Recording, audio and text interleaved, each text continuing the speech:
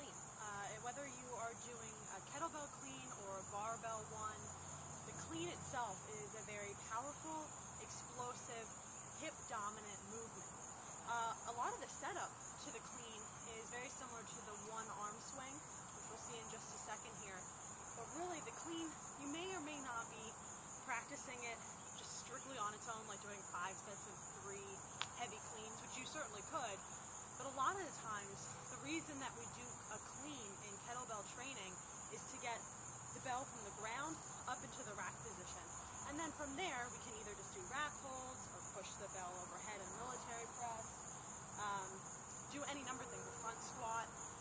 So the clean itself may not be a specific training movement, but it's in training all the time. So you really need to become proficient in it, because if you're not, then you're just going to be wasting energy. You will tear up your calluses. There's a good chance of that. And also there's a good chance that until you get your form down and you get your the nerves in the back of your wrist desensitized, it's going to feel pretty painful and you might get some bruising. So to minimize the use of energy and kind of those nasty symptoms of a poor clean, let's clean it up. So first off, when we come to the bell and we're ready to clean it, the one thing you want to do is, say you're going to clean it on your left side, you want the bell to be at a diagonal on the ground. So if your foot is pointed maybe 10 degrees out in that same direction, that bell should be pointing.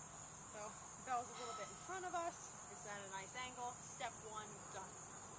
Second thing we need to remember, a lot like the one-arm swing, anytime we're doing a one-arm movement, especially something as hip dominant where our arms are moving from here, say to here to here, we don't want the weight of the bell to do 2 things. One is yank our shoulder out and keep that sucked in. We also don't want the weight of the bell to rotate our torso.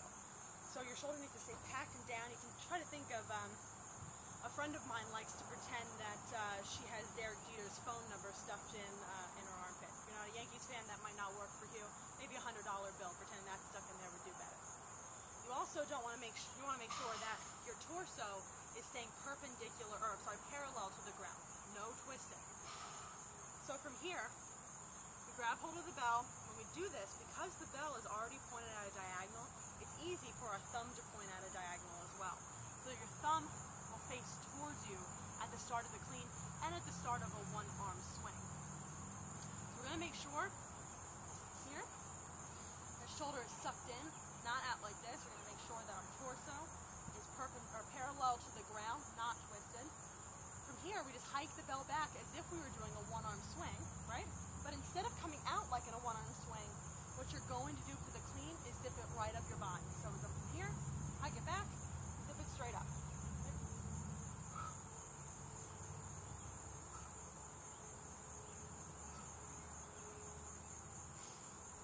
Much like the swing, the only reason that your arm, or that the arm really matters in this, is that it's holding on to the bell. The clean is not some kind of perverse bicep curl. You're not curling it up. You're not struggling to get the thing up like this. What you're allowing the bell to do, as you come up your center line, your thumb is tracing your belly almost, you let the bell swivel around your wrist, not come over your wrist and flop over. So again,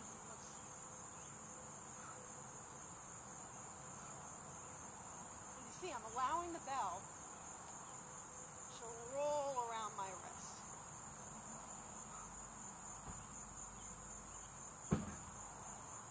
The power of the clean comes from the hips. Again, your arm is just there to hold the bell.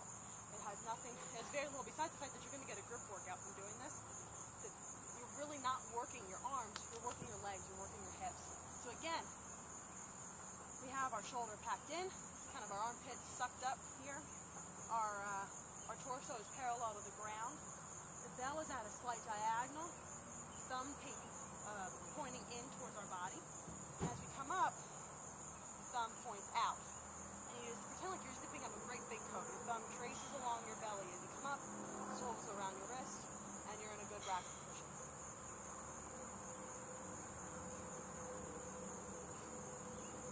Another way, if you're having a hard time getting the bell to swivel around your wrist, Loosen your grip up a little bit. You have a death hold on that bell handle. It's not going to move very easily around.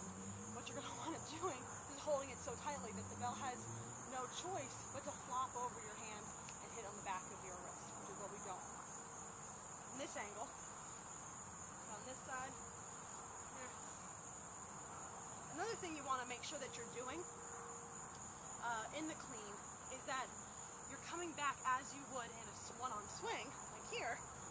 You're not letting the bell drop down below, the handles below your knee, and then trying to pull up from there. You're hiking it back and then zipping it up. Thumb in, thumb out. Zipping right up the center line.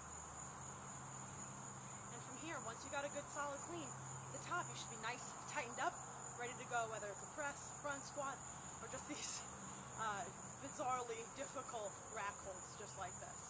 Give it a shot, let me know what you think.